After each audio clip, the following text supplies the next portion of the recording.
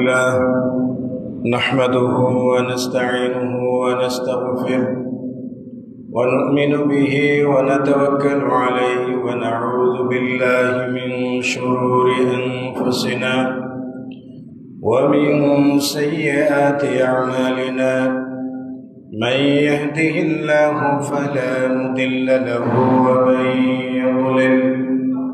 ومن يضلل فلا هادي له أشهد أن لا إله إلا الله وحده لا شريك له وأشهد أن محمدا عبده ورسوله أما بعد فإن خير الحديث كتاب الله وخير الهدي هدي محمد صلى الله عليه وسلم وشر الأمور محدثاتها وكل محدثة بدعة وكل بدعة ضلالة وكل ضلالة في النار فأعوذ بالله من الشيطان الرجيم إن عدة الشهور عند الله 12 شهرا في كتاب الله يوم خلق السماوات والأرض منها 4 حرم وقال رسول الله صلى الله عليه وسلم صيام يوم عاشوراء أحتسب على الله أن يكفر السنة التي قبله رواه مسلم। আজকের জুমায় সমাগত সম্মানিত মুসল্লিয়ান ইকরাম, যাবতীয় প্রশংসা ও তারিফ আল্লাহ রাব্বুল আলামিনের জন্য নিবেদিত, যে মহান রাব্বুল আলামিনের অশেষ অনুগ্রহে আমরা আজকের এই সাপ্তাহিক জুমায় সমবেত হওয়ার সুযোগ পেয়েছি। আলহামদুলিল্লাহ। দরুদ ও শান্তির ধারা বর্ষিত হোক নবী মুহাম্মদুর রাসূলুল্লাহ সাল্লাল্লাহু আলাইহি ওয়াসাল্লামের প্রতি। সম্মানিত উপস্থিতি, আজকের খুতবার শুরুতেই সূরাতুত তাওবার 36 নম্বর আয়াত এবং সহিহ মুসলিম থেকে একটি হাদিস তেলাওয়াত করেছি।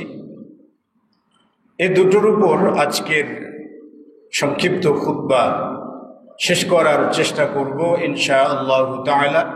ওমা তৌফিকি ইল্লা বিল্লাহ আলাইহি তাওয়াক্কালতু ওয়া ইলাইহি উনীব। খুতবার বিষয়বস্তু হলো আশুরায়ে মুহররম, করণীয় ও বর্জনীয়। আজকে মুহররম মাসের 8 তারিখ। সেই হিসেবে আগামীকাল শনিবার 9 এবং তার পরের দিন হলো 10 তারিখ।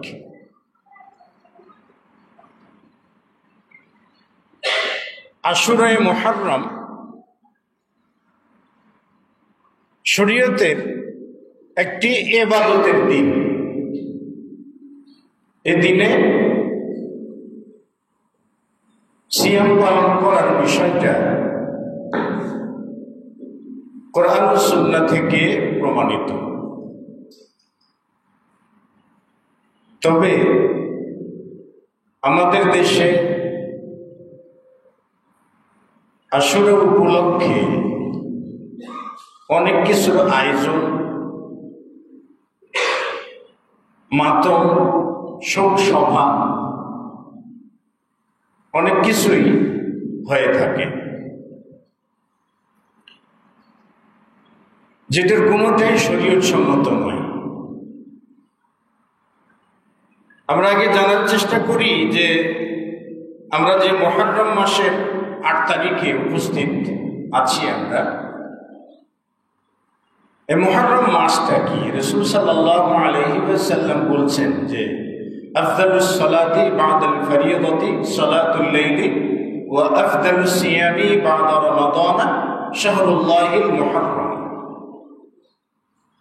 সর্বোত্তম সালাত ফরজ সালাতের পরে সেটা হলো সালাতুল লাইল বা তাহাজ্জুদের সালাত।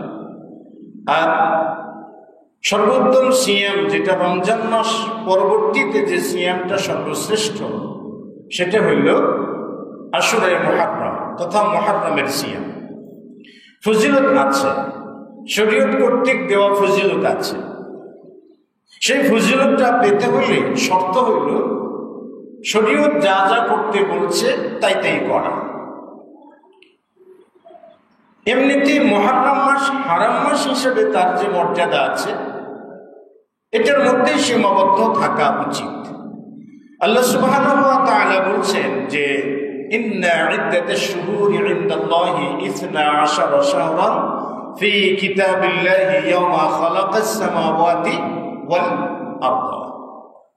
আল্লাহ সুবহানাহু ওয়া তাআলা বলছেন যে আল্লাহ সুবহানাহু ওয়া তাআলার কাছে মাসের গণনা, প্রতি বছর মাসের গণনা, ইন্না ইদ্দাতাশ শুহুরি ইনদাল্লাহ 12 শাহরান, 12 মাস। আল্লাহ সুবহানাহু ওয়া তাআলার কাছে মাসের গণনা হলো 12টি। মিনহা আরবাআতুন হুরুম, তার মধ্যে 4টি রয়েছে হারাম মাস। হারাম মাস মানে পবিত্র মাস।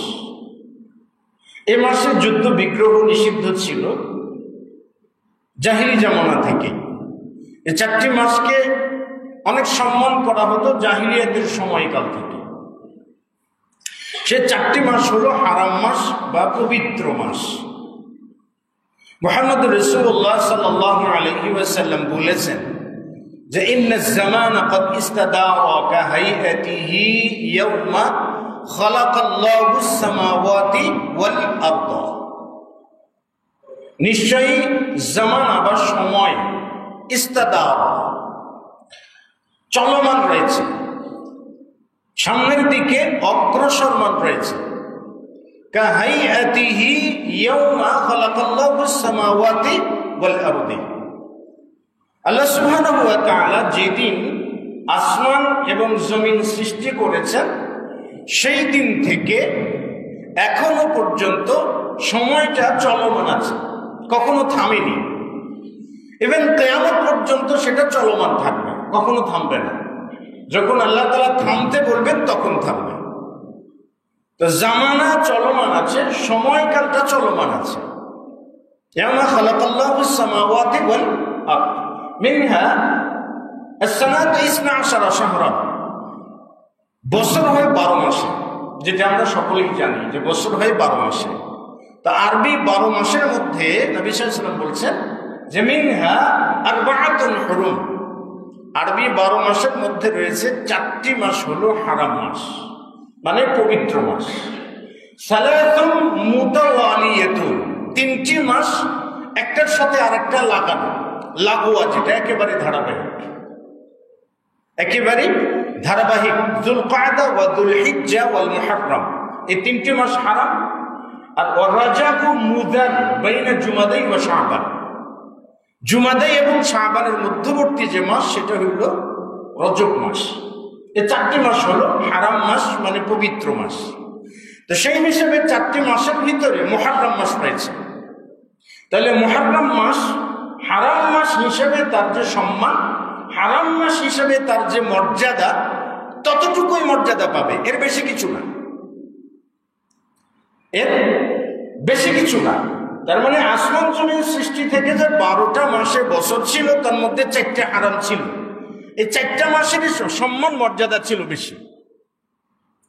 তো বর্তমান জামানায়ও ঠিক সেরকমই আপনার এই 4টি মাস হারাম মাস হিসাবে যে মর্যাদা পাওয়ার যোগ্য, যে সম্মান পাওয়ার যোগ্য, সে সম্মানটুকুই তাকে দিতে হবে, এর বেশি কিছু নয়। অতিরঞ্জনও নয়, আবার সারাসারিও নয়, বাড়াবাড়িও নয়, সারাসারিও নয়।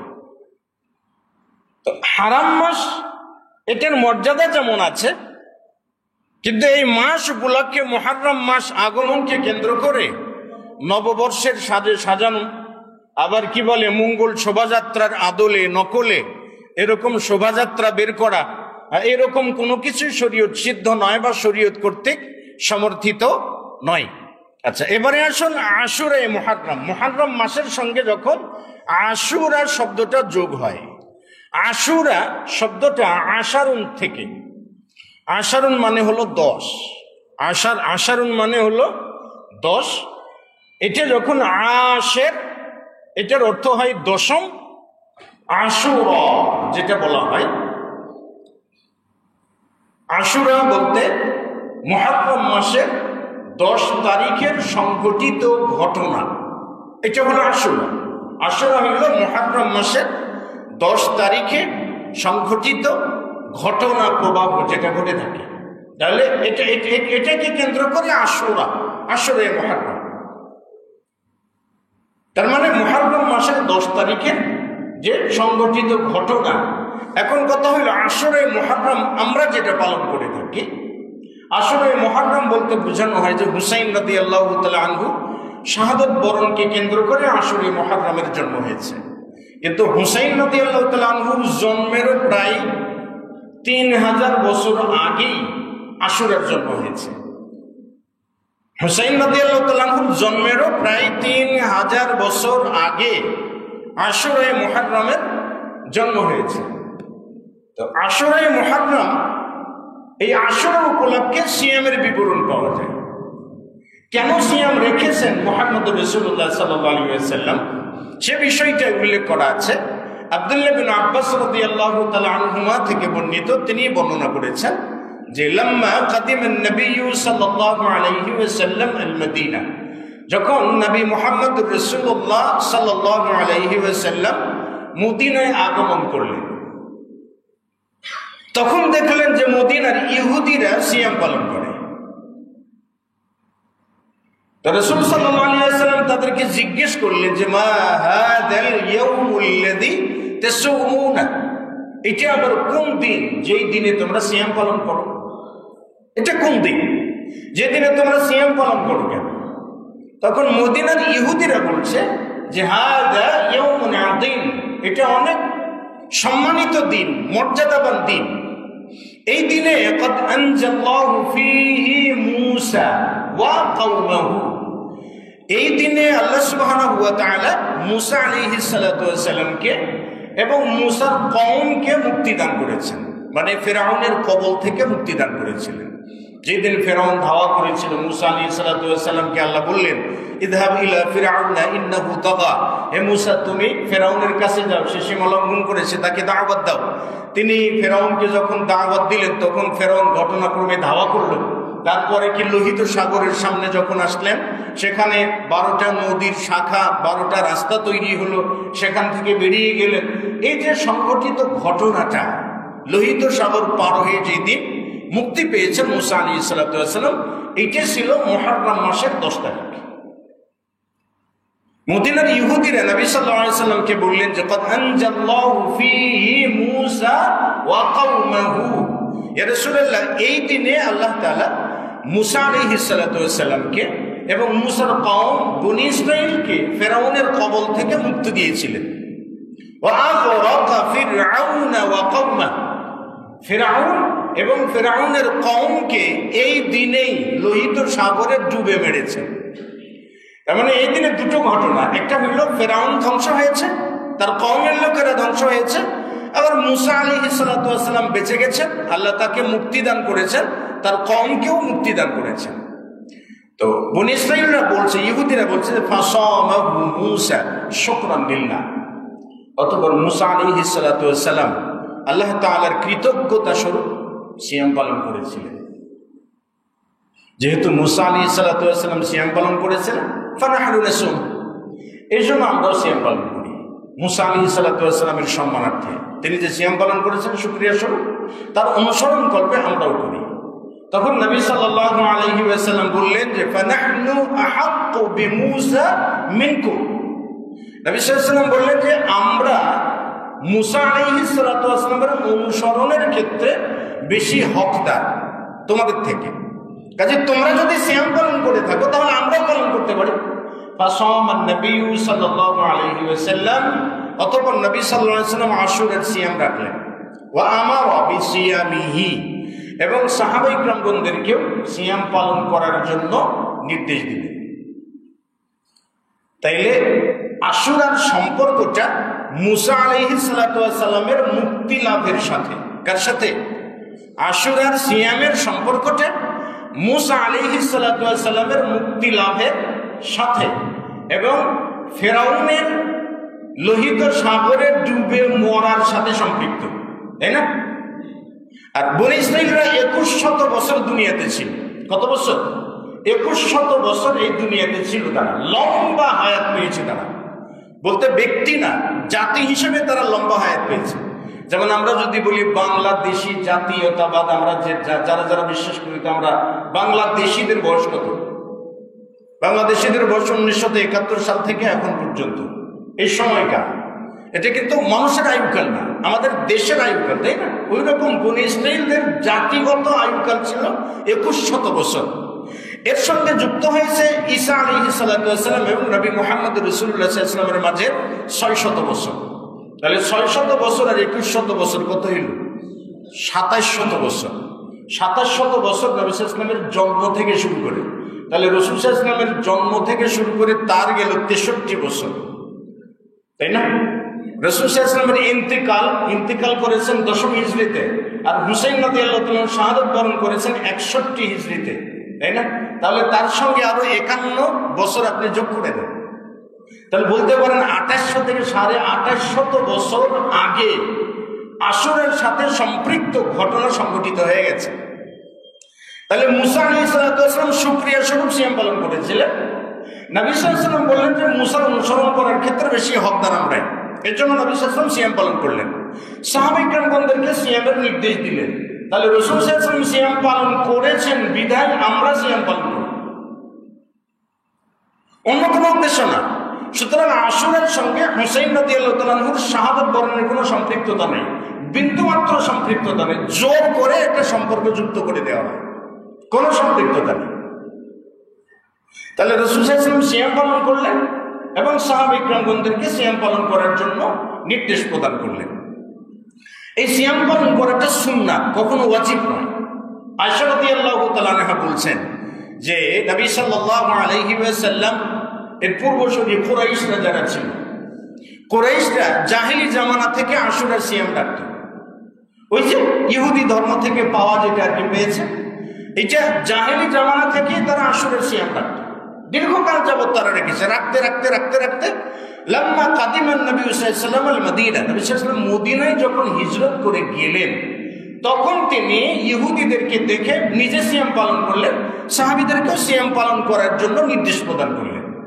কিন্তু সাহাবীরা অভিযোগ করলেন যে ইয়া রাসূলুল্লাহ সাল্লাল্লাহু আলাইহি ওয়াসাল্লাম হাদা ইয়াউমুন আযীম, এটা ইহুদিদের কাছে ইউআযযিমুহুল ইয়াহুদ ওয়ান নাসারা, এই মুহররম মাসের এই 10 তারিখ যেটা আশুরা, এটা তো ইহুদি এবং নাসারারা সম্মান করে থাকে, মর্যাদা দিয়ে থাকে, তারা সিয়াম রাখে। তাহলে ইয়া রাসূলুল্লাহ আমরা যদি সিয়াম রাখি তাদের সাথে, তাহলে আমাদের কর্মের সাদৃশ্যতাটা ইহুদি এবং নাসারাদের সঙ্গে মিলে গেল না? তা আমরা কি ইহুদ নাসারাদের মতো কোনো কাজ করতে পারি? নবী সাল্লাল্লাহু আলাইহি ওয়াসাল্লাম বললেন যে আমি যদি লাইন বাকাইতু ইলা কাবিল, আমি যদি আগামী বছর পর্যন্ত জীবিত থাকি, তাহলে লা আসুমান্না তাসি', তাহলে আমি 9 তারিখটাও যুক্ত করে সিয়াম রাখবো, মানে খালিফুল ইয়াহুদ ওয়ান নাসারা, ইহুদি এবং নাসারাদের বিপরীত করব। তার মানে মুহাম্মদ রাসূলুল্লাহর আদর্শ ছিল ইহুদি এবং নাসারাদের কি করা? বিপরীত করা, তাই না? এখন নারী দিয়ে ব্যাংক থেকে ঋণ তোলা কাদের কাজ? ইহুদিদের কাজ। মার্কেটে নিজে না যে স্ত্রীদেরকে পাঠিয়ে দেওয়া কাদের কাজ? ইহুদিদের কাজ। ব্যবসা বাণিজ্যে স্ত্রীকে সম্পৃক্ত করা কাদের কাজ? ইহুদিদের কাজ। তাহলে ইহুদিদের চালচলনটা আমাদের ভিতরে চলে আসছে না? চলে আসছে তো। রাসূল সাল্লাল্লাহু আলাইহি ওয়াসাল্লাম লা তাতবাউন্না সানানা মান কানা ক্বাবলাকুম শিবরান শিবরান ওয়া জিরাআন বিজিরাআন, যে অবশ্যই তোমরা ইহুদ নাসারাদের পদাঙ্ক অনুসরণ করবে, প্রতি বিঘতে বিঘতে, প্রতি হাতে হাতে, প্রতি বিঘতে বিঘতে, প্রতি হাতে হাতে তারা অশ্লীলতাকে ছড়িয়ে দেয়। মুসা ইবনে নুনের সঙ্গে যখন ইহুদিদের যুদ্ধ হচ্ছিল, তখন নারীদেরকে লেলিয়ে দিয়েছিল। বনী ইসরাঈলদের মধ্যে প্রথম ফিতনা ছিল কিসের? নারী সংগঠিত, তারা নারীদেরকে লেলিয়ে দিত। আজকের ইসরায়েলিরা নারীদেরকে ব্যবহার করে পুরো মধ্যপ্রাচ্যকে আপনার নিয়ন্ত্রণ করেছে। বড় বড় কি বলে আপনার রাজপুত্রদেরকে নারীর প্রলোভন দিয়েই তাদেরকে বাগিয়ে এনেছে। তা আমরাও সে নারীকে রাস্তায় নেমেছি মানুষকে দেখানোর জন্য। তাহলে আমরা আমাদের কর্ম আর ইহুদিদের কর্মের মধ্যে তফাৎটা থাকলো কোথায়? বলছেন না, মান তাশাব্বাহা বিকওমিন ফাহুয়া মিনহুম। চালচলনে যে যাদের অনুসরণ করবে সে তাদেরই অন্তর্ভুক্ত হবে কিয়ামতের দিন। আর নবী সাল্লাল্লাহু আলাইহি ওয়াসাল্লাম ইহুদিদের বিপরীত করার জন্য আশুরের সঙ্গে 9 তারিখ যুক্ত করে সিয়াম রাখলেন। মুসনাদ আহমদের বর্ণনা অনুযায়ী যেটা আশুরের সঙ্গে 9, 10 অথবা 10, 11 সিয়াম রাখা যায়, তবে উত্তম হইল 9 এবং 10 তারিখে সিয়াম রাখা। তার মানে আগামীকালকে শনিবার এবং রবিবার এই 2 তারিখে সিয়াম পালন করাটা কি সুন্নাহ। আয়েশা রাদিয়াল্লাহু তাআলার উপর বর্ণনা এসেছে যে রাসূল সাল্লাল্লাহু আলাইহি ওয়াসাল্লাম যখন মদিনায় হিজরত করে গেলেন সিয়াম পালন করার জন্য নির্দেশ দিলেন। ফালাম্মা ফুরিদ রমাদান, যখন রমজান মাসের সিয়াম ফরজ করে দেওয়া হলো তখন তারাকান নবী আল্লাহ রাসূল আশুরার সিয়াম ছেড়ে দিলেন এবং তিনি বললেন মান শাআ ফালিয়াসুম ওয়া মান শাআ ফালিফতির, যে চায় সিয়াম রাখুক আর যে চায় না সে সিয়াম না রাখুক, সিয়াম ছেড়ে দিয়ে থাকুক, তাতে কোনো সমস্যা নাই। সুতরাং আশুরার সব থেকে গুরুত্বপূর্ণ যে কাজটা শরীয়ত কর্তৃক নির্দেশিত সেটা হলো সিয়াম পালন করা। সিয়ামের বাইরে আর কোনো ধরনের কোনো আমল, কোনো ধরনের কোনো জিকির, আসগার, দান, খায়রাত, তাসবিহ, তাহলিল কোনোটাই শরীয়ত কর্তৃক প্রমাণিত নয়। আপনি সেখানে মিছিল করেন কেন? তাজিয়া মিছিল করেন কেন? তাজিয়া মিছিলে আপনি যোগদান করেন কেন? আমরা সেই দিনে যাতে সিয়াম পালন করাই কেন? কারণটা কি? রাসূল সাল্লাল্লাহু আলাইহি ওয়াসাল্লাম বলেছেন সিয়াম ইয়াউমি আশুরা, আশুরার দিনের সিয়াম মানে কি? আশুরার দিনের সিয়াম মানে মুহররমের যে সিয়ামটা সেটা। আহতাসিবু আলাল্লাহ আইয়ুকাফিরা আস-সানাতা আল্লাতী ক্বাবলা, রাসূল সাল্লাল্লাহু আলাইহি ওয়াসাল্লাম বলেছেন আমি বিশ্বাস করি যে আশুরার সিয়াম পালন করলে তার পূর্ববর্তী 1 বছরের গুনাহ ক্ষমা করে দেওয়া হবে। 1 বছরের গুনাহ আপনি মাফ পেয়ে যাবেন, এটা রাসূল সাল্লাল্লাহু আলাইহি ওয়াসাল্লাম বলেছেন। তাহলে আপনি নিজে রাখবেন, আপনার পরিবারকে রাখাবেন, আপনার সন্তান সন্ততিদেরকে রাখাবেন। রাসূলুল্লাহ সাল্লাল্লাহু আলাইহি ওয়াসাল্লাম একবার আনসারী সাহাবীদের গ্রামে ঘোষণা করে দিলেন। রুবাই বিনতে মুআব্বিস থেকে বর্ণিত, তিনি বর্ণনা করেছেন যে একবার আনসারী গ্রামের ভিতরে ঘোষণা করে দেওয়া হলো। নবী সাল্লাল্লাহু আলাইহি ওয়াসাল্লামের পক্ষ থেকে কোনো একজন ঘোষক ঘোষণা করে দিয়ে বলল যে মান আফতার ইয়াউমা, যে ব্যক্তি আশুরার দিনে সিয়াম রাখে না, সিয়াম সারাই সকাল করেছে, সে ব্যক্তি যেন দিনের অবশিষ্ট অংশ কোনো খাদ্য গ্রহণ না করে, না খেয়ে থাকে।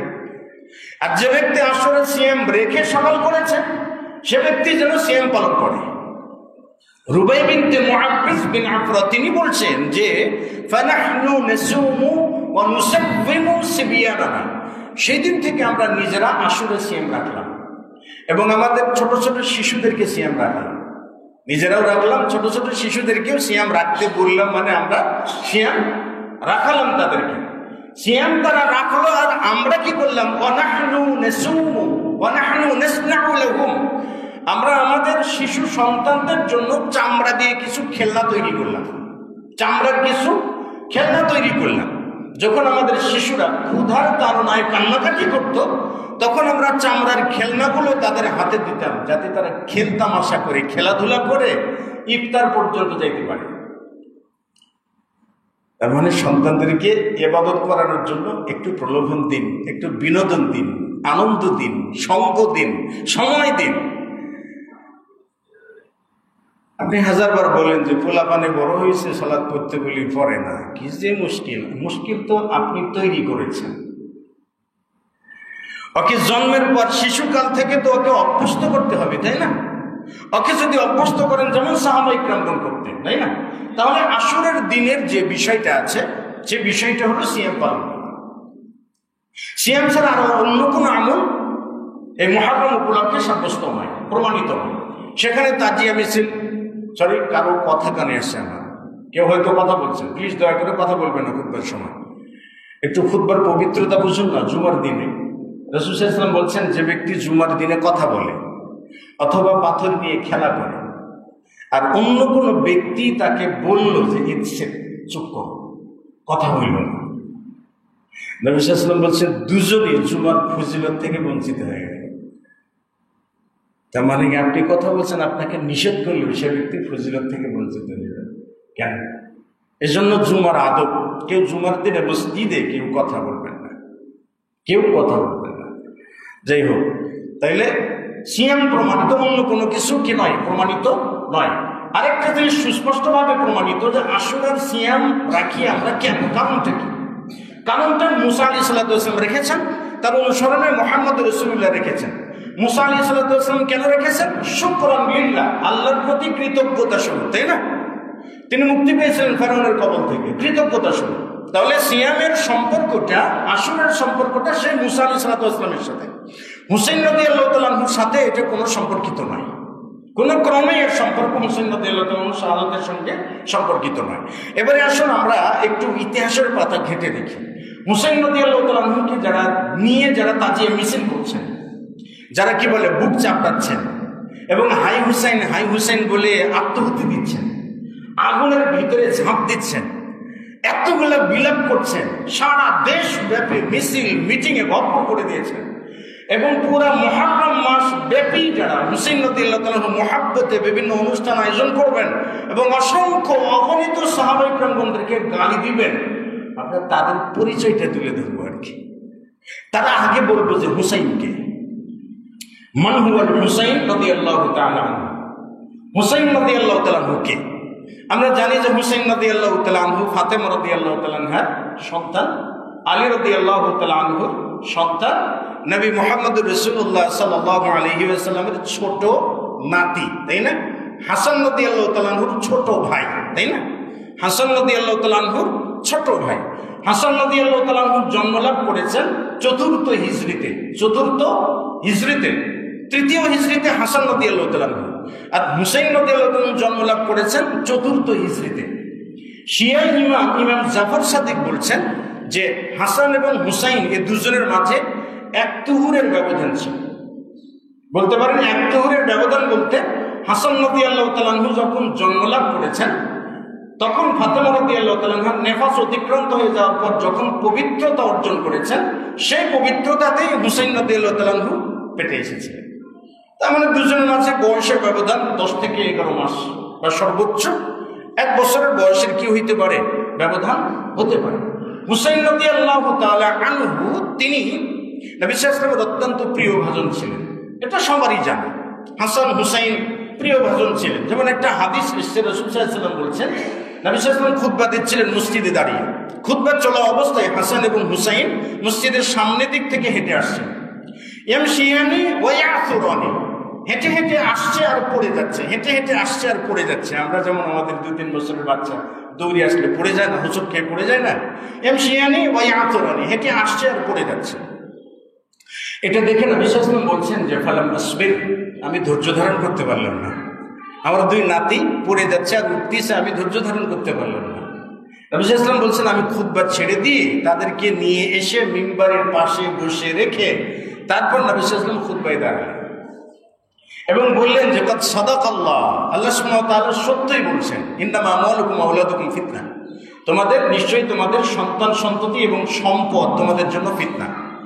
কারণ আমি হাসান হুসেনকে দেখলাম, ধৈর্য ধারণ করতে পারলাম না, কিন্তু আমার খুতবা ছেড়ে দিয়ে ওদেরকে আনতে যাওয়াটাও তো উচিত নয়, কিন্তু কি করব, সন্তান তো ধৈর্য ধারণ করতে পারি নাই। তার মানে কত ভালোবাসতেন, কত মহাব্বত করতেন এবং সাহাবায়ে কেরামগুলো ভালোবাসতেন। নবী সাল্লাল্লাহু আলাইহি ওয়াসাল্লাম বলছেন যে হাসান এবং হুসাইন দুজনেই কি দুনিয়াতে জান্নাতের ফুল, এটা বলে কি করেছেন, অভিহিত করেছেন। সাহাবায়ে কেরামগুলো অত্যন্ত ভালোবাসতেন। কেমনে ভালোবাসতেন দেখেন, আব্দুল্লাহ বিন উমর রাদিয়াল্লাহু তাআলা আনহুর কাছে ইরাকের লোকজন, মানে কুফা নগরী থেকে লোকজন এসে বলছে, হজের সময় বলছে, আব্দুল্লাহ বিন উমরকে জিজ্ঞেস করছে যে ইহরাম বাঁধা অবস্থায় মাছি মারা যাবে? বলছে কি, ইহরাম বাঁধা অবস্থায় কি মাছি মারা যাবে? আব্দুল্লাহ বিন উমর রাদিয়াল্লাহু তাআলা বলছেন যে মিনাইনা আনতুম, তোমরা কোত্থেকে আসছো? তারা বলছে যে আমরা আহলুল ইরাক, আমরা ইরাকের অধিবাসী। তখন আব্দুল্লাহ বিন উমর রাদিয়াল্লাহু তাআলা হুমা তাদেরকে তিরস্কার করে বললেন যে দেখো দেখো দেখো সাহাবীরা দেখো, রাসূলের সাহাবীরা দেখো, এরা ইহরাম অবস্থায় মাসি মারা জায়েজ কিনা সেই ফতোয়া জিজ্ঞেস করছে, অথচ এরা মুহাম্মদ রাসূলুল্লাহ সাল্লাল্লাহু আলাইহি ওয়াসাল্লামের সন্তান হুসাইন রাদিয়াল্লাহু তাআলাকে হত্যা করতে পিছু হয় নাই। আর আজকে তারা জিজ্ঞেস করছে যে ইহরাম অবস্থায় মাসি মারা যায় কিনা। তার মানে সাহাবায়ে কেরামগণ প্রচন্ড ভালোবাসতেন তাদেরকে, মুহাম্মদ রাসূলুল্লাহ সাল্লাল্লাহু আলাইহি ওয়াসাল্লাম তো আরো ভালোবাসতেন। তার বলতে পারেন যে দুর্বলতার একটা জায়গা ছিল। তাহলে হুসাইন রাদিয়াল্লাহু তাআলা চতুর্থ হিজরিতে জন্মলাভ করেছেন, হাসান রাদিয়াল্লাহু তাআলা তৃতীয় হিজরিতে জন্মলাভ করেছেন। এটা হলো হুসাইনের প্রাথমিক পরিচিতি, তাই না? তাহলে হুসাইন রাদিয়াল্লাহু তাআলা আনহু তিনি ইরাকে গেলেন। এটা খোলাফায়ে রাশিদিনদের পরবর্তী জমানে যখন মুআবিয়া রাদিয়াল্লাহু তাআলা খেলাফত লাভ করলেন, তাই না? এটার পরবর্তী ঘটনা। প্রথম প্রশ্নটা হলো হুসাইন রাদিয়াল্লাহু তাআলাকে হত্যা করলো কে? তিনি কে? তার হত্যাকারী কারা? আজকে যারা বিলাপ করছে তারা কারা? হুসাইন রাদিয়াল্লাহু তাআলা আনহুর হত্যাকারী কারা আপনারা সহজে বুঝে যাবেন। হুসাইন রাদিয়াল্লাহু তাআলা আনহু তিনি মদিনায় ছিলেন।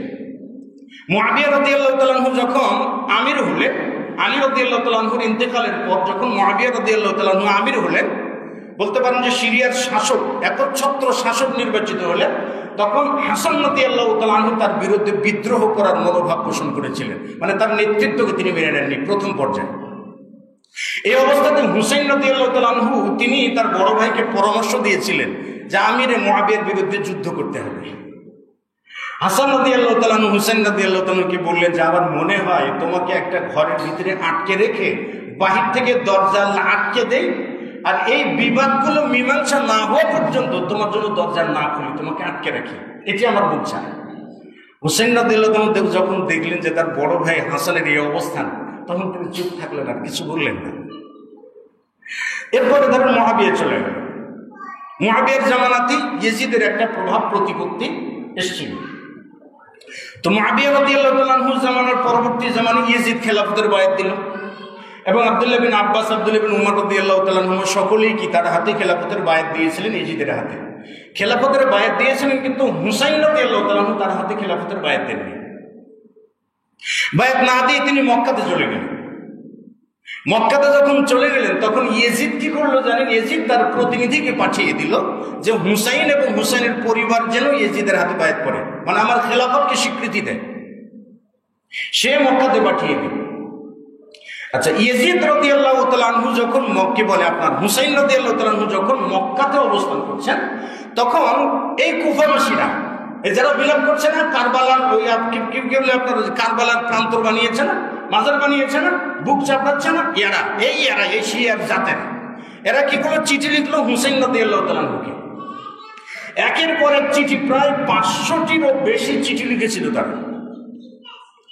শিয়াতু ওয়া তাশিউ, এই বইটা ইহসান ইলাহি জাহির রাহিমাহুল্লাহ, এরপরে আল বিদায়া ওয়া নিহায়া, এরপরে সিয়ার ও আলামিন নুবালা, যতগুলো তারিখের কিতাব আপনারা দেখবেন সবগুলোতে এই জিনিসগুলো এসেছে।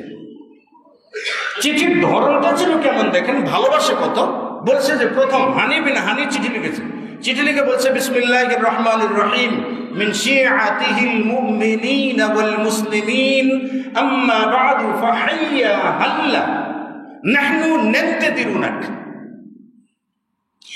চিঠি লিখে বলল যে হে হুসাইন, আমরা আপনার ভক্ত, আমরা আপনার অনুসারী বলছি।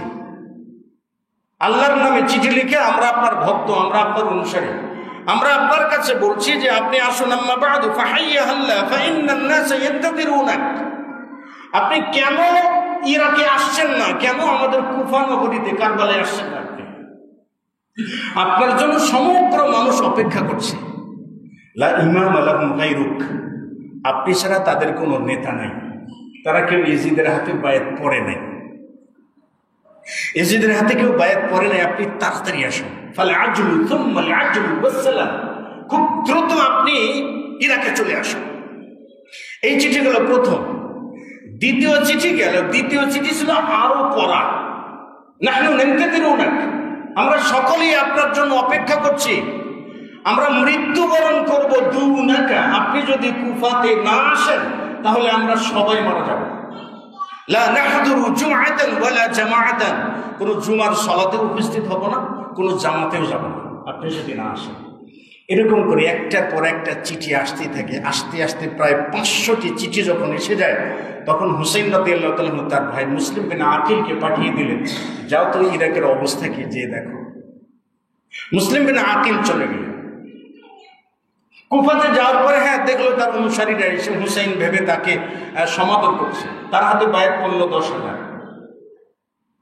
পরবর্তীতে সেটা 18,000-এ উন্নীত হয়।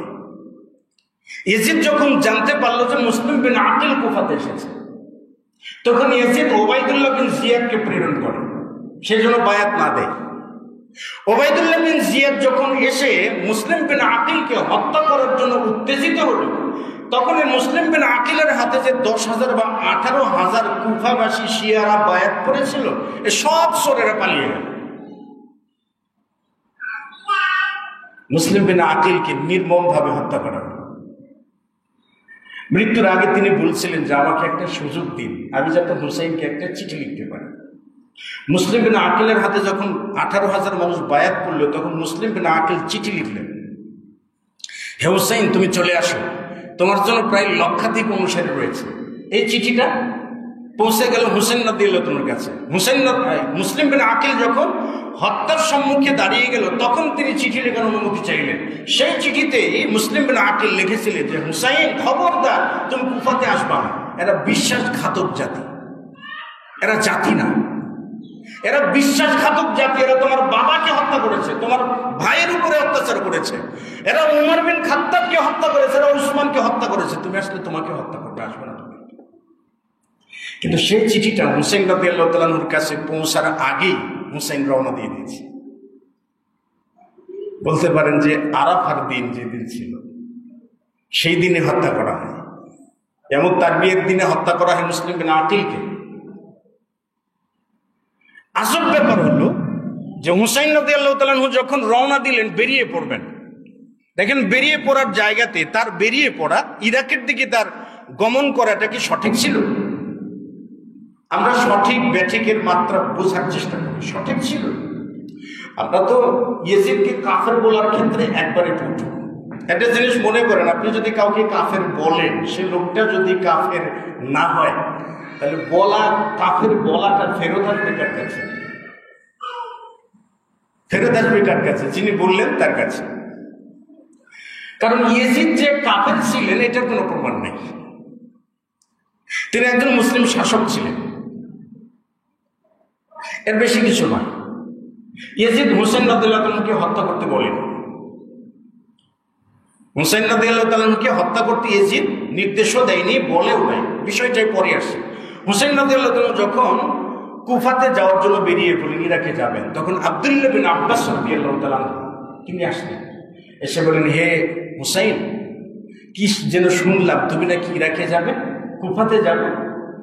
হুসাইন রাদিয়াল্লাহু তাআলা বলেন, হ্যাঁ যাবো, কুফাতে যাব, আমার সেখানে অনুসারীরা আছে, আমি কুফাতে যাবো, আস্তাগফিরু, আমি আল্লাহর কাছে ইস্তেখারা করেছি, আমি যাব।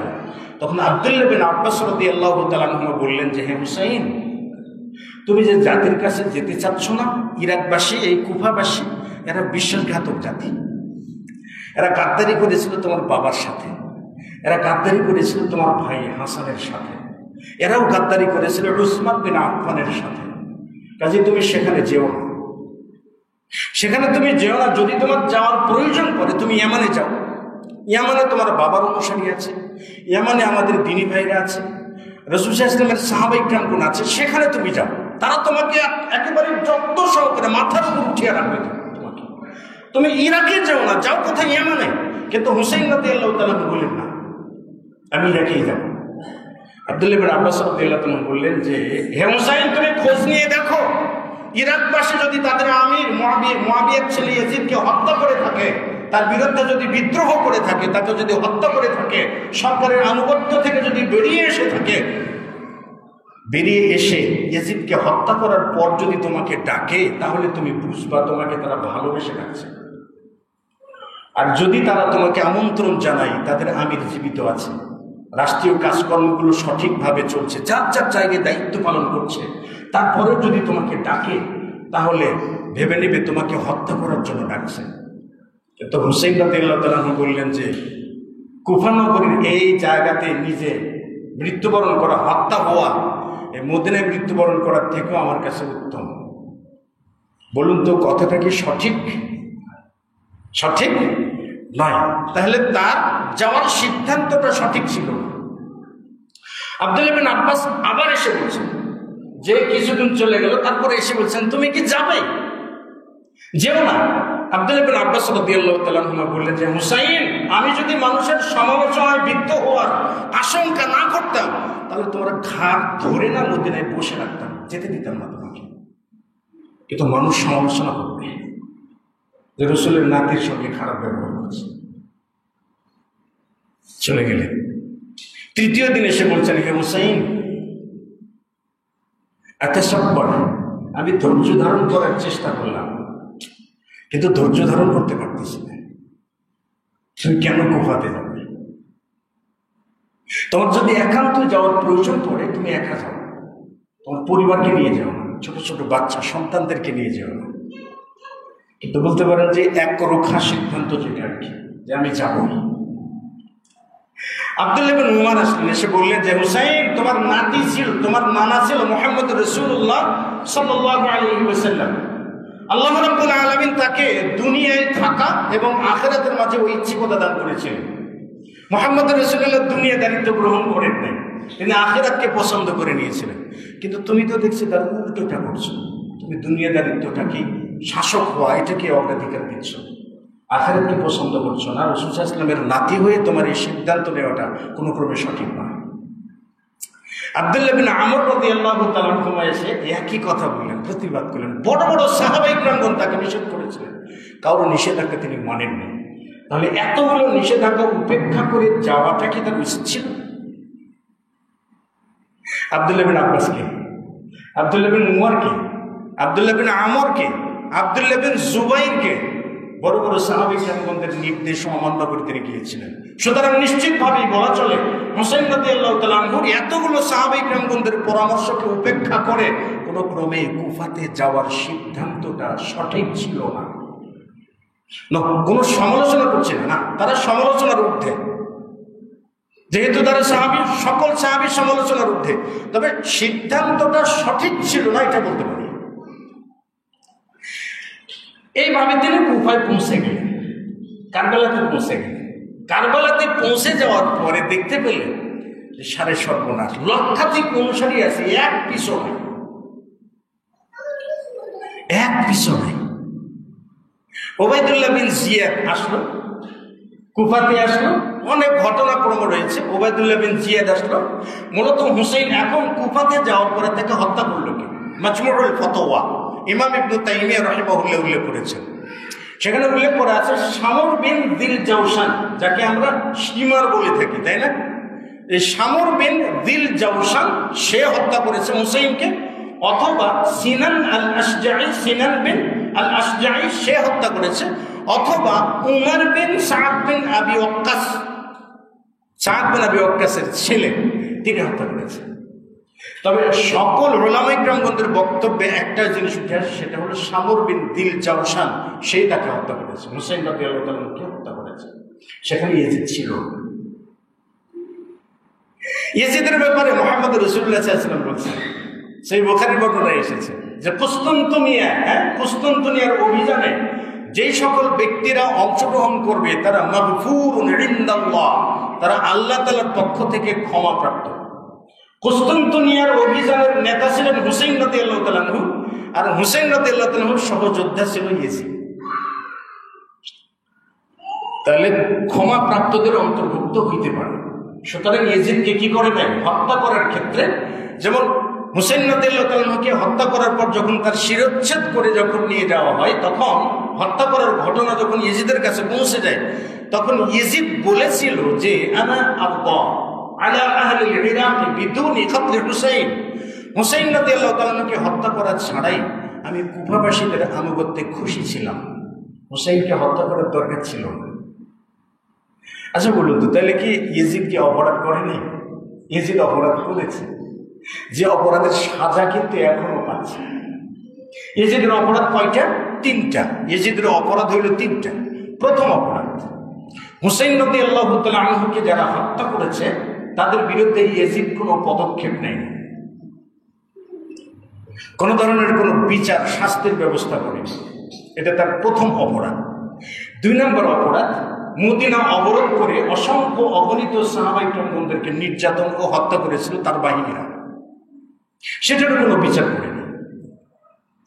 যখন হুসাইন রাদিয়াল্লাহু আনহুকে হত্যা করা হয় তখন মক্কাবাসী, মক্কাতে জন্ম না তার, মক্কাবাসী বিদ্রোহ করে ইয়েজিদের আনুগত্য থেকে বেরিয়ে যায়।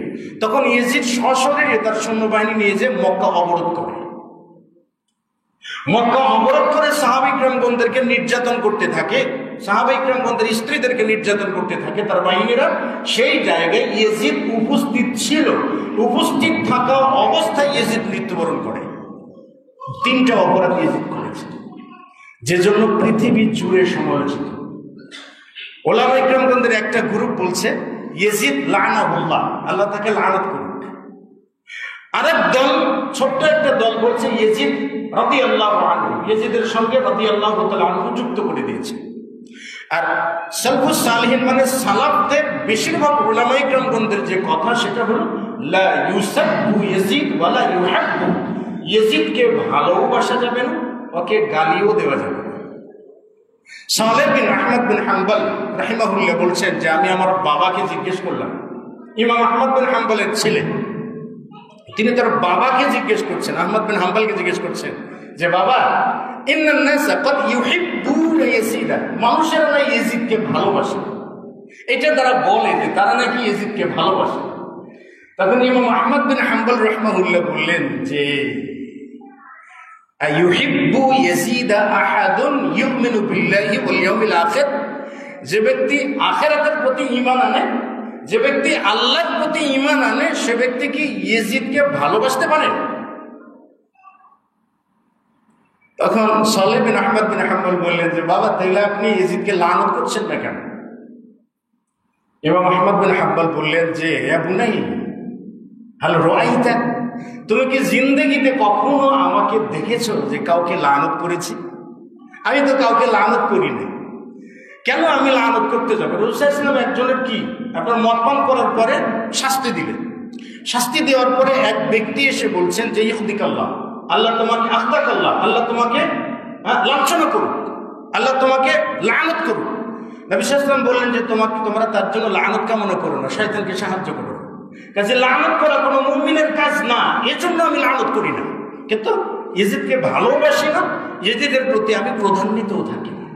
সালাফদের অবস্থান এইটা, ইয়েজিদকে ভালোবাসা যায় না, ইয়েজিদকে কাফেরও বলা যায় না। আপনি তাকে কাফের বলবেন কেন? সে তো কাফের নয়। মুআবিয়াকেও কাফের বলছে, সে তো কাফের নয়। শুধু তারা কি ইয়েজিদকে কাফের বলছে? ইয়েজিদকে কাফের বলছে না, আরো অনেকে কাফের বলছে। যেমন তাদের উসুলুল কাফি একটা বই আছে, তাফসীরের বই আছে শিয়াদের, রাফিজি, এই যে বর্তমান ইরানীদের, আমাদের আবার আগলা ফিরিতে আছে ইরানের, মহা মায়া, মহা মমতা আছে। সেখানে উল্লেখ করা আছে কি জানেন? ইন্না মান লাআনা আবা বকরিন ওয়া উমর ওয়া উসমান ওয়া আয়েশা ওয়া হাফসা, যে ব্যক্তি আবু বকরকে লানত করে, যে ব্যক্তি উমরকে লানত করে, যে ব্যক্তি উসমানকে লানত করে, যে ব্যক্তি আয়েশাকে লানত করে, যে ব্যক্তি হাফসাকে লানত করে, ফাকাদ তাকাররাবা ইলাল্লাহি বিআফদালিত তাকাররুবি, সে ব্যক্তি আল্লাহ তাআলার উত্তম নৈকট্য লাভ করে। নাউযুবিল্লাহি মিন যালিক। তাদের বিশ্বাসের জায়গা দেখছেন, সাহাবীদেরকে আপনি লানত করলে আল্লাহর নৈকট্য লাভ করবেন।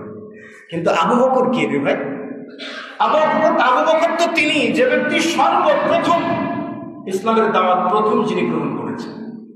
আবু বকর তো সেই ব্যক্তি যে ব্যক্তি মিরাজের ঘটনা শোনার পরেই প্রথম বলছে আমানতু বি, আমি তার প্রতি ঈমান আনয়ন করলাম। আবু বকর তো সেই ব্যক্তি যিনি মুহাম্মদ রাসূলুল্লাহ সাল্লাল্লাহু আলাইহি ওয়াসাল্লামের সঙ্গে হিজরত করে মদিনায় পৌঁছেছেন। আবু বকর তো সেই ব্যক্তি যিনি 40,000 দিরহাম খরচ করে অসংখ্য অগণিত দাসকে মুক্ত করে দিয়েছেন। আবু বকর তো সেই ব্যক্তি যিনি প্রতিদিন সাদকা করেন। আবু বকর তো সেই ব্যক্তি তিনি প্রতিদিন একটি করে গোলাম আযাদ করেন। আবু বকর তো সেই ব্যক্তি যিনি দানের প্রতিযোগিতায় সম্পূর্ণ দান তাবুক যুদ্ধের জন্য হেবা করে দিয়েছেন আল্লাহর রাসূল। রাসূল সাল্লাল্লাহু আলাইহি ওয়াসাল্লাম জিজ্ঞেস করছিলেন বাড়িতে কি রেখে এসেছো? তিনি বলছেন আল্লাহ এবং তার রাসূলকে রেখেছে, আর কোনো সম্পদ বাড়িতে নাই। এর নাম তো আবু বকর, যিনি মুরতাদদের বিরুদ্ধে যুদ্ধ ঘোষণা করেছিলেন। তার গুণগুলো আপনি কত শুনতে চান? সেই আবু বকরের মতো সাহাবীকে যদি কেউ কাফের বলে, আপনি যদি তাকে বলেন যে এই দুনিয়ার আইডল ইমানদার, আপনার ইমানের সুইচটা ঠিক আছে তো? আপনার ইমান ঠিক নাই। এই যে মুহররম জুড়ে তারা সাহাবী গ্রামগঞ্জদেরকে গালিগালাজ করবে, ভাই বাথরুমের প্যান বসান না, যার উপরে বসে থেকে আপনারা পায়খানা করেন না, সেই প্যানের উপরে তারা আয়েশা রাদিয়াল্লাহু তাআলা আনহার নাম খোদাই করে রাখে এবং তার উপরে পা রেখে পায়খানা করে। আপনি বললেন যে মুসলিম মিল্লাতের আইডল না? ভাই কিছুটা বুঝবেন তো, কিছুটা বোঝার চেষ্টা করবেন তো। হুসাইন রাদিয়াল্লাহু তাআলা আনহুকে শামর বিন দিজালসান হত্যা করেছে উবাইদুল্লাহ বিন জিয়াদের নেতৃত্বে। উবাইদুল্লাহ বিন জিয়াদ শিয়া, উবাইদুল্লাহ বিন জিয়াদ মুনকিরুল হাদিস, সে হাদিসকে অস্বীকার করে, সে হাসরে বিশ্বাস করে না। এই উবাইদুল্লাহ বিন জিয়াদ হলো শিয়াদের একজন লিডার।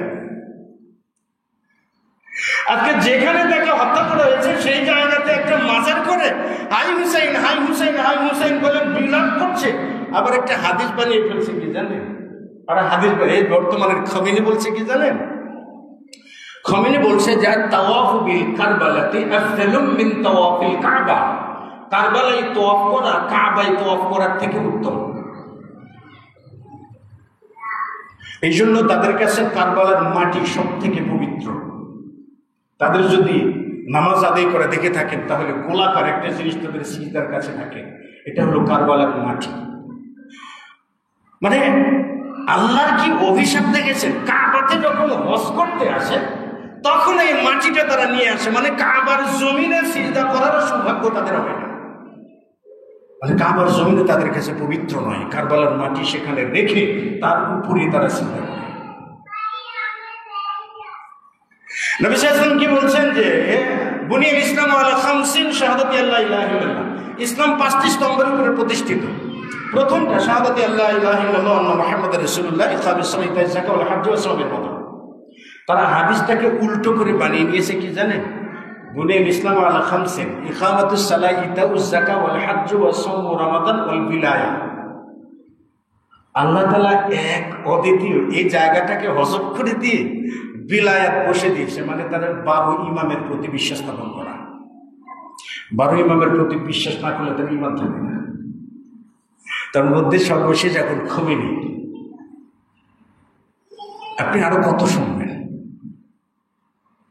আমরা এই সংক্রান্ত বহু বই পুস্তক পড়ে কেবল আপনাদের সামনে এসে কথা বলছি।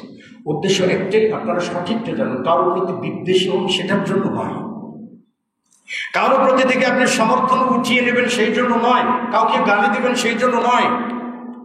শুধুমাত্র সাহাবায়ে কেরামগণদেরকে গালি ডাকাদেরকে আমরা চিহ্নিত করার চেষ্টা করেছি। তাদের কালেমা কি জানেন? কালেমা হলো আশহাদু আল্লা ইলাহা ইল্লাল্লাহ ওয়া আন্না মুহাম্মাদুর রাসূলুল্লাহ। এটা সঠিক কালেমা নয়। তাদের কালেমা কি জানেন? আশহাদু আল্লা ইলাহা ইল্লাল্লাহ ওয়া আন্না মুহাম্মাদুর রাসূলুল্লাহ ওয়া আলীউল খলিফাতুল্লাহ। এরপর কি বলছে জানেন? ওয়া আবু বকর ওয়া উমর ওয়া উসমান ওয়া আয়েশা ওয়া হাফসা কুল্লুহুম ফিন্নার।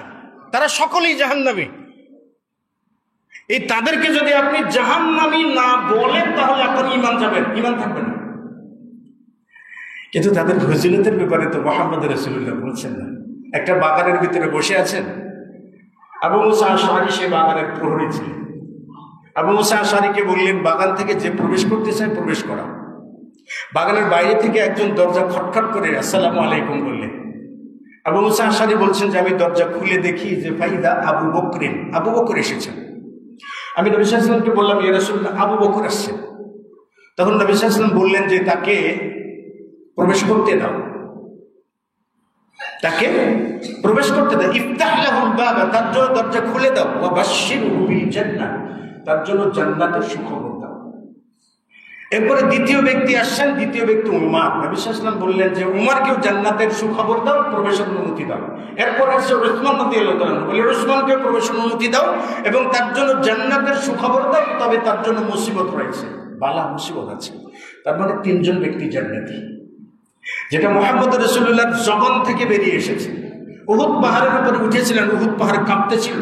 নবী সাল্লাল্লাহু আলাইহি ওয়াসাল্লাম উতবুত ইয়া উহুদ, হে উহুদ পাহাড় থেমে যাও। কেন? ফাইন্নাহু আলাইকা সিদ্দিকুন ওয়া শাহীদুন, তোমার উপর একজন সিদ্দিক আছে আর দুইজন শহীদ আছে, ওয়া শাহিদানি, দুজন শহীদ আছে, খবরদার তুমি নড়াচড়া করবে না। আপনি তাদেরকে জাহান্নামী বলবেন, তাদেরকে জেনার সন্তান বলবেন, তাদেরকে কাফের বলবেন, তাদেরকে মুশরিক বলবেন, আর ভাবছেন কি যে আমরা ভালোবাসবো। আপনি আমাকে গালি দেন, আপত্তি নেই, বাংলাদেশের মুসলিমকে গালি দেন, আপত্তি নেই, আরো বিশ্বকে ধুয়ে ফেলুন, তাতেও কোনো আপত্তি নাই। কিন্তু একজন সাহাবীকে যদি গালি দিতে পারেন তাহলে আমরা হাজারবার লানত করতে পারি, অভিশাপও দিতে পারি আপনাদের জন্য। মুহাম্মদ রাসূলুল্লাহ ইন্তেকালের পর থেকে দেখবেন এ যাবৎ পর্যন্ত তারা অভিশাপ থেকে বেরোতে পারেনি।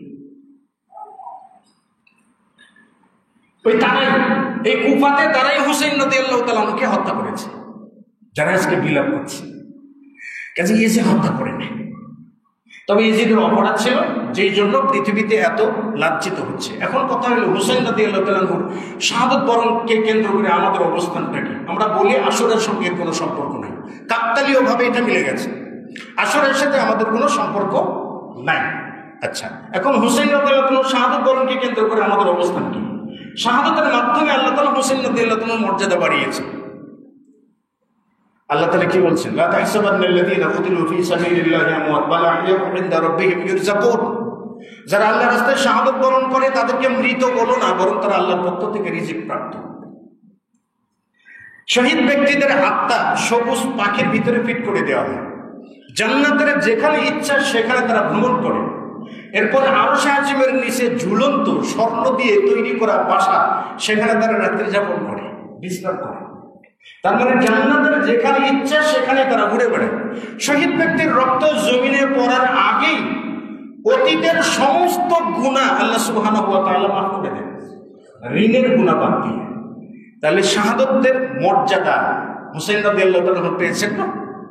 রাসূলের নাতি, নবী সাল্লাল্লাহু আলাইহি ওয়াসাল্লামের সাহাবী, মুসলিম মিল্লাতের নেতা, জান্নাতের সর্দার, এরপরে একজন শহীদ, তার মর্যাদা বেড়েছে না? তো মর্যাদা যার বেড়েছে সেখানে কি বিলাপ করার কোনো সুযোগ আছে?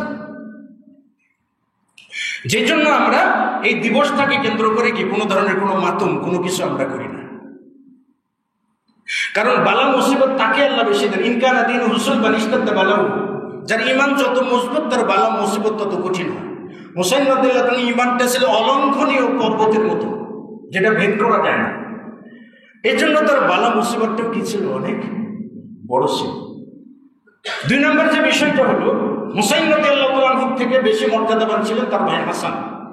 এতে কোনো সন্দেহ আছে? সন্দেহ নাই। তাদের থেকে মর্যাদাবান কে ছিলেন? আলী রাদিয়াল্লাহু তাআলা আনহু, তাই না? আলী রাদিয়াল্লাহু তাআলা আনহুকে আব্দুর রহমান মুলজিম হত্যা করেছে, তার মাজারটাকে পূজা করে ইরানিরা। যে উমর বিন খাত্তাবকে হত্যা করেছে, যে আলী রাদিয়াল্লাহু তাআলা আনহুকে হত্যা করেছে, তাহলে আলী রাদিয়াল্লাহু তাআলা তাদের থেকে মর্যাদাবান ছিলেন, তাই না? যেহেতু চার খলিফার একজন। আবার আলী রাদিয়াল্লাহু তাআলা থেকে উসমান রাদিয়াল্লাহু তাআলা আনহু মর্যাদাবান ছিলেন না? উসমান রাদিয়াল্লাহু তাআলা থেকে ওমর বিন খাত্তাব রাদিয়াল্লাহু তাআলা আনহু আরো মর্যাদাবান ছিলেন, যার ব্যাপারে রাসূল সাল্লাল্লাহু আলাইহি ওয়াসাল্লাম বলছেন, আমার পরে যদি কেউ নবী হইতো তাহলে কে হইতো? ওমর বিন খাত্তাব রাদিয়াল্লাহু তাআলা আনহু হইতো। তাহলে ওমর বিন খাত্তাবকে হত্যা করা হয়েছে, তার শাহাদাত দিবস কেন পালন করা হয় না? তারা কেন করে না? উসমান রাদিয়াল্লাহু তাআলা আনহু শাহাদাত বরণ করেছেন, বলতে পারেন পৃথিবীর ইতিহাসে সবথেকে নির্মম ভাবে হত্যা করা হয়েছে উসমান বিন আফফান রাদিয়াল্লাহু তাআলা আনহুকে। তিনি যেই দিন আবদ্ধ ছিলেন সেই দিন ভাষণ দিচ্ছিলেন, তোমরা যে কূপের পানি পান করে আমাকে হত্যা করতে আসো সেই কূপটাও আমি কিনে দিয়েছিলাম। সিরিয়া থেকে যখন ব্যবসা বাণিজ্য করে ফেরত আসেন আবু বকর রাদিয়াল্লাহু তাআলা আনহুর জামানায়, তখন মদিনায় দুর্ভিক্ষ দেখা দেয়। এই দুর্ভিক্ষ উপলক্ষে তিনি 1000টা উট লাভ করেছিলেন, ব্যবসা করেছিলেন। বড় বড় বিজনেসম্যান এসে বললেন যে আপনি এই উটগুলোকে আমাদের কাছে বিক্রি করে দিন, অনেক বেশি লাভ দেবেন, মুনাফা দেবেন। উসমান রাদিয়াল্লাহু তাআলা আনহু বললেন, যত মুনাফা দেও না কেন একটা উটও আমি বিক্রি করবো না, কারণ মদিনাতে দুর্ভিক্ষ দেখা দিয়েছে। আমার মদিনার দুর্ভিক্ষ কবলিত মানুষদের জন্য এই 1000 উট আমি হেবা করে দিয়ে দিয়েছি, আমি বিক্রি করতে পারবো না। সে মানুষটাকে নির্মম ভাবে হত্যা করা হয়। তার তো মৃত্যু দিবসে আপনাদের যায় আসেন। আলী রাদিয়াল্লাহু তাআলা আনহুকে যে হত্যা করেছে অগ্নি পূজক, সে হত্যা করার পর বলছিল যে ইয়া আদুওয়াল্লাহ, হে আল্লাহর শত্রু, তোমাকে হত্যা করার জন্য আমি 40 দিন যাবত আমার তরবারিতে বিষ মেখে অপেক্ষা করছিলাম। তার মৃত্যু দিবস তো পালন করা হয় না। হাসান রাদিয়াল্লাহু তাআলার মৃত্যু দিবস তো পালন করা হয় না। সবগুলোকে দিন দিয়ে এসে কেন হুসাইন, কেন জানেন? হুসাইনকে ওরাই মেরেছে, যে জন্য নিজেদের অপরাধটা ঢাকার চেষ্টা, হাই হুসাইন হাই হুসাইন। এটা আমাদের অবস্থা। হুসাইন রাদিয়াল্লাহু তাআলা আনহুর শাহাদাত বরণকে কেন্দ্র করে আমরা বিলাপ করি না কেন জানেন? বিলাপ করবো কেন? কারণ আশুরের দিনে ফেরাউন ধ্বংস হয়েছে। বলুন তো, ফেরাউনের ধ্বংসতে আপনি আনন্দিত নাকি বেজার? আনন্দিত যদি হন তো শোক মিছিল কেন, বুক চাপড়ানো কেন, গাল কাটা কেন? ফেরাউনের ডুবে যাওয়াতে আপনি আনন্দিত, মুসা আলাইহিস সালাতু ওয়াস সালামের মুক্তিতে আপনি আনন্দিত। তাহলে আপনি যদি বিলাপ করে থাকেন, মাতম করে থাকেন, তাহলে আপনি মুসা আলাইহিস সালাতু ওয়াস সালামের মুক্তিতে খুশি নন। ফেরাউনের ধ্বংসে আপনার খুব কষ্ট হবে। দেখেন কোথাকার ইতিহাস কোথায় যে ঠেকছে। এই জন্য বিলাপ মাতম কোনো কিছু করা যায় না। মুহাম্মদ রাসূলুল্লাহ সাল্লাল্লাহু আলাইহি ওয়াসাল্লাম বলছেন যে সালাসাতুন লাইসা মিন্না, মানে তিনটি কাজ আমার অন্তর্ভুক্ত নয়। একটা হলো যারা কি বলে, যারা তাদের গাল চাপড়ায়, যাদের গন্ডদেশকে থাপড়িয়ে একাকার করে। 2 নম্বর, যারা তাদের শার্ট বা জামার কি বলে আপনার বাটনগুলো ছিঁড়ে আপনার বুক চাপড়ায়, যে এখন বলে না হাই হুসাইন বলে না, বলে তো এটা। এবং যে ব্যক্তি জাহিলিয়াতের দাবি করে, এই 3 শ্রেণীর ব্যক্তি আমার উম্মতের অন্তর্ভুক্ত নয়। সুতরাং এটা জায়েজ নেই। নাইহাত মানে মাতমকারী ব্যক্তি যদি তাওবা না করে মৃত্যুবরণ করে, তাহলে আল্লাহ তাআলা তাকে জাহান্নামে দিবেন, প্লাস কি করবেন জানেন? আল কাতরার কাপড় তাকে পরিয়ে দিবেন, দুর্গন্ধযুক্ত কাঁটাযুক্ত পোশাক তাকে পরিধান করিয়ে দেবেন। আর আপনি এটা উপলক্ষে হাই হোসেন রব করবেন, আর আপনি বলবেন এই পৃথিবীর সর্বশ্রেষ্ঠ ইমানদারের রব, সর্বশ্রেষ্ঠ ইমানদার। আপনি ছাগলকে দেখে যদি বলেন যে হাতি দিয়েছে, এটা যেমন অবাস্তব। এই জায়গাগুলোর থেকে বাবা শিক্ষা নিতে হবে। আশুরার সিয়াম শুধুমাত্র সিয়াম প্রমাণিত, আশুরা উপলক্ষে শুধুমাত্র সিয়াম প্রমাণিত, যে সিয়ামটা রাখলে আপনি আগের একটা বছরের গুনাহ আপনি মাপ পাইতে পারেন। এবং যাবতীয় বাড়াবাড়ি ছাড়াছাড়ি সব কিছু থেকে আমাদের বেরিয়ে আসতে হবে। আল্লাহ সুবহানাহু ওয়া তাআলা আমাদের সব ধরনের অন ইসলামিক কাজগুলো থেকে বেঁচে থাকার তৌফিক দান করুন। আল্লাহ তাআলা আমাদের আকীদা বিশ্বাসকে বিশুদ্ধ করার তৌফিক দান করুন। আল্লাহ তাআলা আমাদের বেশি বেশি আমলে সালেহ করার তৌফিক দান করুন। আল্লাহ সুবহানাহু ওয়া তাআলা আমাদের এই আগামীকাল এবং পরের দিনে 2 দিন যাতে আমরা সিয়াম পালন করি, আল্লাহ তাআলা আমাদের সেই তৌফিক দান করুন।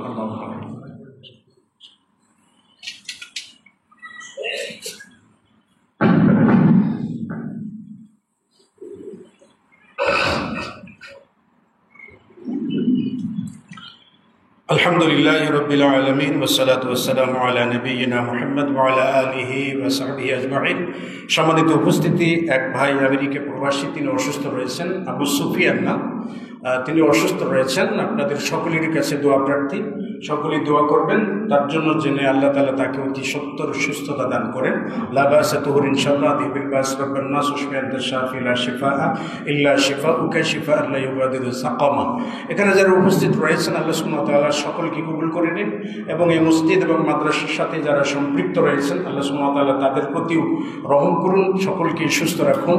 আল্লাহুম্মা সাল্লি আলা মুহাম্মাদ ওয়া আলা আলি মুহাম্মাদ কামা সাল্লাইতা আলা ইব্রাহিম ওয়া আলা আলি ইব্রাহিম ইন্নাকা হামিদুম মাজিদ। اللهم بارك على محمد وعلى ال محمد كما باركت على ابراهيم وعلى ال ابراهيم انك حميد مجيد. اللهم اعز الاسلام والمسلمين، اللهم لعن الكفرة والمشركين، ربنا افرغ علينا الصبر وتوفنا مسلمين، ربنا اتنا في الدنيا حسنة وفي الآخرة حسنة وقنا عذاب النار. اذهب الباس رب الناس اشف انت الشافي لا شفاء الا شفاءك شفاء لا يغادر سقما لا بأس طهور ان شاء الله. ربنا تقبل منا انك انت السميع العليم وتب علينا انك انت التواب الرحيم. سبحان ربك رب العزة عما يصفون وسلام على المرسلين والحمد لله رب العالمين. سبحانك اللهم وبحمدك اشهد ان لا اله الا انت استغفرك واتوب اليك.